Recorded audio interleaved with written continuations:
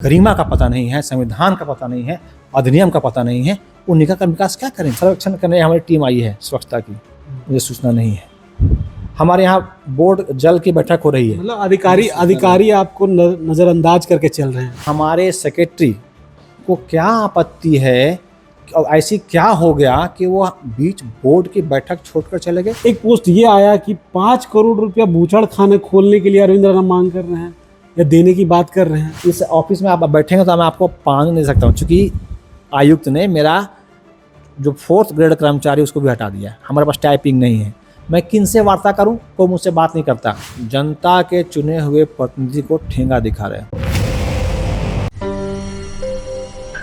मेरे पीछे जो ये चमचमाता हुआ भवन दिख रहा है, ये नगर निगम कार्यालय है। और इन दिनों नगर निगम कार्यालय की जो राजनीति है वो इस बिल्डिंग से निकलकर बाहर सड़कों तक चर्चा का विषय बनी हुई है। हजारीबाग नगर निगम में इन दिनों मेयर और आयुक्त के बीच का जो सामंजस्य है वो सही नहीं दिख रहा है, जिसका सीधा प्रभाव देखने को मिला है। ऐसे में सीधे भीतर जाएंगे और मेयर से भी जानेंगे, आयुक्त से भी जानने का प्रयास करेंगे अगर वो मौजूद होंगे तो, कि आखिर दोनों के बीच ऐसा क्या हुआ है कि दोनों का जो सामंजस्य है वो सही से स्थापित नहीं हो रहा है और लगातार मीडिया में चीज़ें निकल कर बाहर आ रही है। तो सीधे भीतर चलते हैं, मेयर से भी बात करते हैं सबसे पहले, क्योंकि जनता के चुने हुए जनप्रतिनिधि हैं वो और उन्हें जनता ने मत देकर यहाँ पर बैठाया है। अभी हमारे साथ हजारीबाग के महापौर अरविंद कुमार राणा हैं और इन दिनों नगर निगम की चर्चा है वो आम चौक चौराहों तक जा पहुँची है और भीतर खाने क्या चल रहा है, क्या कलह इनके और आयुक्त के बीच चल रही है वो भी जानेंगे। एक सोशल मीडिया पे लगातार एक पोस्ट वायरल हो रही है वो भी जानेंगे। पहला, क्या आपके और आयुक्त के बीच में सामंजस्य सही से नहीं स्थापित हो पा रहा है? नहीं, देखिए, आपके माध्यम भले ही अलग अलग हों, हमारा लक्ष्य है राष्ट्र का भला, राष्ट्र का कार्य, निगम का भला और निगम का कार्य।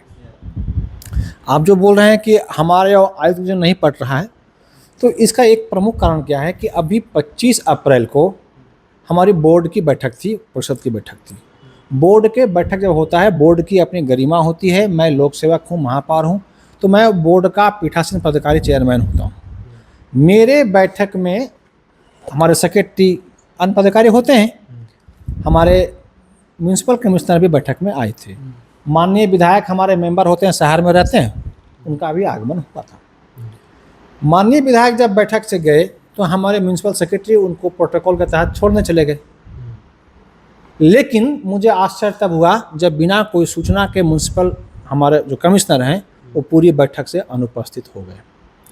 यह संवैधानिक प्रावधानों का, अधिनियम का उल्लंघन है कि आप कैसे एक संवैधानिक बैठक को छोड़कर चले जाएंगे और वहाँ के जो चेयरमैन हैं उनको सूचना तक नहीं देते हैं। यह जो मामला है एक गंभीर विषय है और इसी को लेकर मैंने भारत सरकार को लिखा है कि ऐसे पदाधिकारी जिनको गरिमा का पता नहीं है, संविधान का पता नहीं है, अधिनियम का पता नहीं है, वो निकाय का विकास क्या करेंगे? यहीं से हमारा उनके साथ मामला बिगड़ा है।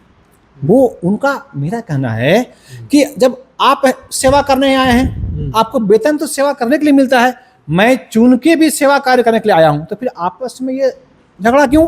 फिर तो हजारीबाग का विकास कैसे होगा? क्योंकि बैलगाड़ी है हजारीबाग, धीरे धीरे विकास हो रहा है बैलगाड़ी की रफ्तार से। एक चक्का आप है, एक चक्का वो है, दोनों एक चक्का दायां भागेगा, एक चक्का बायां भागेगा, तो काम जनता का फिर बाधित होगा ना इससे। फिर बिल्कुल, यही तो दुर्भाग्य है कि आखिर हमारे सेक्रेटरी को क्या आपत्ति है और ऐसी क्या हो गया कि वो बीच बोर्ड की बैठक छोड़कर चले गए। ये केवल मेरा विषय नहीं है, झगड़ा उनसे मेरा क्या झगड़ा उनसे होगा? झगड़ा इस बात का है कि हमारे 36 पार्षद और 37 हमारा डिप्टी उप महापौर, इन सबों को आपने धत्ता बता के चले गए। इसका मतलब आपकी योजना क्या है, आप क्या चाहते हैं? और बैठक का कौन संचालन किया? एएमसी। कोई आकस्मिक परिस्थिति नहीं थी, कोई दुर्घटना नहीं हो गया था, आप ऑफिस में थे, आपका स्वास्थ्य खराब भी नहीं था, तो आप बैठक से क्यों चले गए? आप जब बैठक में आपको नहीं आना था तो आप नहीं आते। आप बैठक में आए तो बीच बैठक में बिना सूचना के चले गए, यह प्रोटोकॉल का उल्लंघन है। और उसका परिणाम क्या होता है पता है? कि हम जो चीज़ों को कहना चाहते हैं, हमारे म्यूनसिपल कमिश्नर और एएमसी में अंतर है। एएमसी उसके बाद डीएमसी, उसके बाद एमसी होता है। तो इस हजारीबाग म्यूनसिपल के लिए एमसी उत्तरदायित्व है, ना कि एएमसी। एएमसी के बैठक हमारा बोर्ड का करते समय करते हैं और ऐसे चले गए। तो ऐसे में हम जिन विषयों पर चर्चा करें तो हो ही नहीं पाता है। आपने कहा विकास की बात है, आप पूरे शहर में घूम जाइए, आप घूम के आएंगे तो आप माथा पीट लेंगे कि हमारे पास इतने संसाधन हैं और छोटा सा शहर मेरा है मानगो, और हमारा हजारीबाग निगम एक ही है, वहाँ भी 36 पार्षद हैं, हमारे इतने पार्षद हैं। छोटा शहर है, हम उसको चमन बना सकते हैं। और ऐसा नहीं कि हमारे म्यूनसिपल कमिश्नर या हमारे एएमसी को ख़राब है या ऐसा, लेकिन कभी कभी कोई ऐसा आचरण हो जाता है, ऐसा गलती होता है जिससे आपका मनोभाव दिखता है। अब बात रहा कि शहर का समस्या का, तो आप देख सकते हैं कि फिर सुधरेगा कैसे फिर शहर का, क्योंकि आप आए हैं साथ में, आपके 36 वार्ड पार्षद साथ में आए, लेकिन वैसा कोई मेजर बदलाव दिख नहीं रहा है ग्राउंड पे जी, तो वही सुधार मैं कैसे यही तो कह रहा हूँ कि हमारा बजट प्रथम बैठक था परिषद का, बजट में हमने रामनवमी लिया और बजट लिया, वो हमारा महत्वपूर्ण चीज़ है। सेकेंड जो बैठक बोर्ड की हुई, वह बोर्ड हमारा 5 साल का रोड मैप है। एक मेयर, हमारे डिप्टी मेयर, हमारे महापौर, उप महापौर, पार्षद कैसे काम करेंगे, हमारी दूसरी बैठक हमारा रोड मैप था। इस दूसरी बैठक में ही हमारे जो जिनके कंधे पर शासन चलाने का जिम्मा है, छोड़ी सुलह कैसे होगा दोनों में, कैसे फिर जनता का काम निकलेगा, सुलह कैसे होगा? ये सुलह झगड़ा का विषय ही नहीं है ना। सुलह का हम झगड़ा मुझे क्या, राष्ट्र कार्य के लिए, अरविंद राणा के लिए मान क्या और अपमान क्या, अगर आप मुझे कहेंगे तो मैं झाड़ू लगा दूंगा। आप सुबह देखेंगे हम पे खूब घूम रहे हैं, ऐसा नहीं है। तो आपके अकेले झाड़ू लगाने शहर थोड़े साफ हो जाएगा रंजीत। आपके जितने कर्मी वो साफ करेंगे, वो उतरेंगे मैदान। आप नेतृत्व करने के लिए आए हैं यहाँ पे, आपको नेतृत्व करना पड़ेगा। जी, यही तो बिंदु है कि हम नेतृत्व करने के लिए आए हैं और हमारे ही ऑफिसर्स ये नहीं चाहते हैं कि हम यह काम करें। आज सर्वेक्षण करने हमारी टीम आई है स्वच्छता की, मुझे सूचना नहीं है। हमारे यहाँ बोर्ड जल की बैठक हो रही है, मतलब अधिकारी आपको नजरअंदाज करके चल रहे हैं। अरे आप नज़रअंदाज इस बात से आप लगा सकते हैं कि लोक सेवक संविधान के 243 आर में नगर पालिका की व्यवस्था है और नगर पालिका का म्यूनसिपल एक्ट है।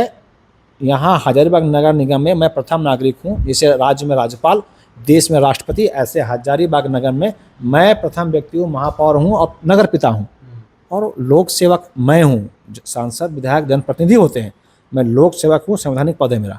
लेकिन पता है क्या आपको कि इस ऑफिस में आप बैठेंगे तो मैं आपको पानी नहीं दे सकता हूँ, क्योंकि आयुक्त ने मेरा जो 4th ग्रेड कर्मचारी उसको भी हटा दिया है। हमारे पास टाइपिंग नहीं है, मैं किन से वार्ता करूँ, कोई मुझसे बात नहीं करता। हम व्हाट्सएप पे, मैं अपने कमिश्नर को व्हाट्सएप पे लिखता हूँ, कोई रिस्पॉन्स नहीं है। जो चीज़ें यहाँ बैठ होनी चाहिए, अगर मैंने कहा था कि भाई साहब राष्ट्र कार्य के लिए आप मुझे जब जहाँ बुलाएंगे वहाँ मैं चला आऊँगा, आपको जब वहाँ आना चाहिए। तो जब हमारे कमिश्नर, मेरे सेक्रेटरी हमसे विचार विमर्श नहीं करेंगे तो हम शहर में एक नया चीज़ कैसे लाएंगे। अभी मैंने झील को नो व्हीकल जोन किया है, हमने इस पर माननीय डीसी जो हमारे हैं उनसे उन्होंने जब विषय रखा और बोर्ड से हमने इसको पास किया है तो बहुत खुश हुए डीसी, कहा कि नहीं अनकंडीशनल सपोर्ट करेंगे हम। हमारे कमिश्नर ये ऐसा नहीं है, हमने क्या बोले कि दोनों का लक्ष्य एक ही है, उनको सेवा कार्य के लिए ही वेतन मिलता है, हमारे कर्मियों को भी, चाहे वो एएमसी हो, डीएमसी हो, कर्मचारी कोई भी हो। जितने जनप्रतिनिधि हैं आपको भी अगर वेतन मिल रहा है तो भी सेवा कार्य के लिए पदाधिकारी हैं, तो जब तक काम नहीं करेगा उनको भी वेतन नहीं मिलेगा जी। तो काम करना तो भाई जनता का, हम सारे लोग सेवक ही हैं, हम भी सेवक हैं, पत्रकार हैं, आप भी पत्रकार रहे हैं, आप भी सेवक ही रहे हैं अभी भी। नहीं तो यही विषय है कि हम कैसे, आखिर क्या करना चाहिए यही तय करें। हम कचरा उठेगा नहीं, स्टाफ काम करेगा नहीं, पानी का मामला होगा नहीं। मतलब आपकी अभी सुन कोई नहीं रहा है, आप अकेले फंस गए इसमें। मैं फंसा नहीं हूँ, लोग जनता के चुने हुए प्रतिनिधि को ठेंगा दिखा रहे हैं। और मैं आप बता दूं, अरविंद राणा और हमारी टीम, हमारे पार्षद जो हैं सक्षम हैं, जो जिस भाषा में समझ सकता है उस भाषा में हम समझाने के लिए सक्षम हैं। लेकिन सिस्टम और कस्टम हमारे लिए एक मानक तय करता है। मैं विधिक व्यक्ति हूँ, अधिवक्ता हूँ, पत्रकार हूँ, जानकार हूँ, तो हम नहीं चाहते हैं कि कानून अपने हाथ में लेना पड़े और आपके कमरे में चेम्बर ताला लगाना पड़े। मैं यहाँ का हूँ, मैं यहाँ का प्रधान हूँ, ये ऑफिस मेरा है और मैं चुन के आया हूँ। मैं इलेक्टेड हूँ, सिलेक्टेड नहीं हूँ। ये सिलेक्टेड के जो लोग हैं, ये लोग चाहते हैं कि मुझे बाईपास करेंगे। अभी आपको बता दें कि हमारे यहाँ एमसी के बाद एक डीएमसी ऑफिसर होते हैं, एएमसी, डीएमसी और एमसी, सारी फाइलें एएमसी, डीएमसी और एमसी के जाएगा। लेकिन हमारे यहाँ भ्रष्टाचार का आलम यह है कि एएमसी के बाद सीधा फाइल जंप करके आता है सीधा एमसी के पास।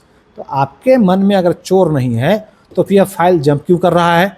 आप मुझे कहते हैं कि आप एक्ट पढ़ के आइए, आपके एक्ट के पावर में यह नहीं है कि आप किसी हमारे ऑफिसर से बात करेंगे, मतलब हम किसी अफसर से बात नहीं करेंगे। मेरा एक्ट में पावर नहीं है कि हम पत्रकारों से, अभी हम स्टेटमेंट कर दे रहे हैं आपको, शायद मुझे नोटिस कर दें। मुझे कहना है कि आपको मैं नोटिस कर दूंगा अगर आप बिना पूछे किएंगे तो, मतलब अगर मैं अखबार में भी कहूँगा तो उनसे पूछ के कहूँगा। हम चिट्ठी, मुझे कोई टाइप कराना है तो मेरे पास कुछ नहीं है, मेरे पास लेटर पैड नहीं है, कहने के लिए चीज़ें हैं, वो जो जितना दावा कर रहे हैं वो ला के देना मुझे, तो मैं मानूँ। और मुझे क्या, हम तो ने कहा कि अगर वो बोर्ड की बैठक में बिना कुछ कहे उठ के चले जाते हैं तो हम उनसे लगा सकते हैं कि वो एक आईएएस ऑफिसर्स हैं, उनका प्रशिक्षण है, उनका ट्रेनिंग है। हमारे यहाँ कई और आईएएस हैं, उन्होंने अपने कार्यों से अपने पद को ऊंचा उठा दिया है, ये पद से ऊंचा उठ गए हैं। और इसका अंजाम यही है कि आप यार्ड में जाइए हमारा, आपको आश्चर्य होगा कि 2 ट्रैक्टर अभी खरीदा गया है फरवरी माह में 2 ट्रैक्टर खरीदे गए हैं। उसके अलावा 8 ट्रैक्टर 2 साल पहले खरीदे गए थे। जब हमारे यहाँ 8 ट्रैक्टर अवेलेबल तो 2 ट्रैक्टर क्यों खरीदे भाई आप? ये पैसा का मितव्यय नहीं है क्या? अब झाड़ू लगाने वाली मशीन सड़ गई, शौचालय साफ करने वाली मशीन सड़ गई, कोई काम ही नहीं करना है।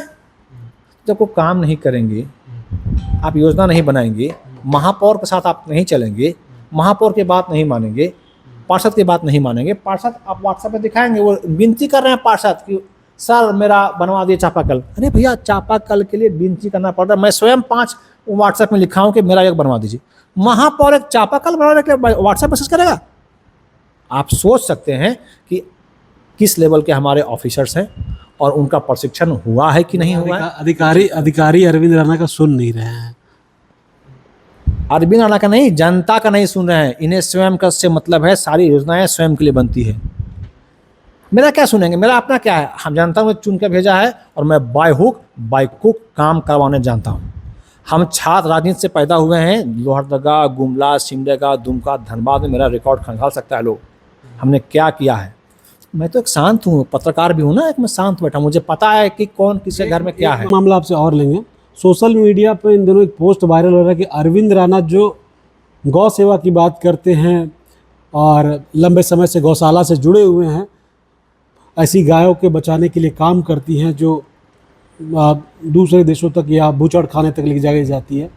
एक पोस्ट ये आया कि 5 करोड़ रुपया बूचड़ खाने खोलने के लिए अरविंद राणा मांग कर रहे हैं या देने की बात कर रहे हैं। क्या मामला है और क्या ये जो लोग डाल रहे हैं वो भाजपा के लोग हैं और इनमें एक तो हमारे मेयर के प्रत्याशी भी थे, वरीय भाजपाई हैं, और उनमें अनुशासन कूट कूट के भरा है।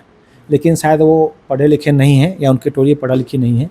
झारखंड में गो हत्या पर प्रतिबंध है, तो उन्होंने जो लिखा है कि हमने गो हत्या करवाने के लिए पैसे आवंटन किए हैं, ये तो इसी लाइन से ख़त्म हो गया। दूसरा, मीटिंग में चर्चा उठी थी क्या कि बूचड़ खाना खोलना है, 5 करोड़ रुपया आवंटित करेंगे? ऐसा वो अनपढ़ है, मैं थोड़ी अनपढ़ हूँ, मैं तो एक्ट से चलता हूँ। देखिए ये म्यूनसिपल एक्ट, ये म्यूनसिपल एक्ट है और ये जो है हमारे बोर्ड की बैठक की कॉपी है ना। तो मैं अनपढ़ नहीं हूँ, हमारे बोर्ड में जो होती चीज़ें वो पहले आती हैं, तय होता है, उस पर हम बात करते हैं। तो जब हमारे यहाँ प्रतिबंध है, ये बातें कैसी होगी? कोई नाली का विजिट नहीं करेगा क्या? मैं अपने शहर में हमारी ज़मीन कहाँ कहाँ मैं उसको दिखूंगा नहीं? क्या बेकार पड़े ज़मीनों को मैं खोजूंगा नहीं? अगर जो ज़मीन बेकार पड़े उसमें हम शादी घर बना सकते हैं कि नहीं? तो कहीं हम कुछ अच्छा चीज़ करने के लिए गए, तो चूँकि अब ये चुनाव हार गए हैं, भाजपा हमसे चुनाव हार गई है, एक अदना सा कार्यकर्ता से भाजपा चुनाव हार गई है और भाजपा तीसरे नंबर पर रही। दूसरे नंबर पर भी एक अदना सा कार्यकर्ता रहा जो भी जेएमएम का बागी था, सरफराज अहमद। तो अभी इनके पास क्या बचा है? तो यार उसी से भी बदनाम करो। ऐसे ही एक और घटना हुआ था जिसमें हम लोग को, मैं 2004 में पूर्व विदेश मंत्री हमारे यशवंत सिन्हा जी थे, इसी मुद्दे को लेकर उन्हें भी घेरा गया था। फैक्ट क्या था? किसी ने जांचने का प्रयास नहीं किया, चुनाव का समय था तो उछाल दिया, चुनाव हार गया था यशवंत सिन्हा। लेकिन इनकी मंशा चलेगी नहीं, चूँकि मैं पढ़ा लिखा व्यक्ति हूँ, अनपढ़ नहीं हूँ। अब क्या बोले? पढ़े लिखे तो यशवंत सिन्हा भी थे। तो आइए सर। मैं बता दी, कोई भी चीजें हैं, अरे आप जानो भाई कि झारखंड में गो हत्या पर प्रतिबंधक कानून बना हुआ है, फिर भी आप जबरदस्ती कुछ भी कुछ किए जा रहे हो। मामला दर्ज करा दिया आपने इनके खिलाफ? मैं इनके खिलाफ साइबर थाने में एफआईआर के लिए आवेदन दिया हूँ, और आगे भी ऐसे विषयों पर मैं उसी अंदाज में काम करूँगा जो हमारा विधि कहता है। मतलब न्याय के लिए आपको भी कोर्ट जाना ही पड़ेगा।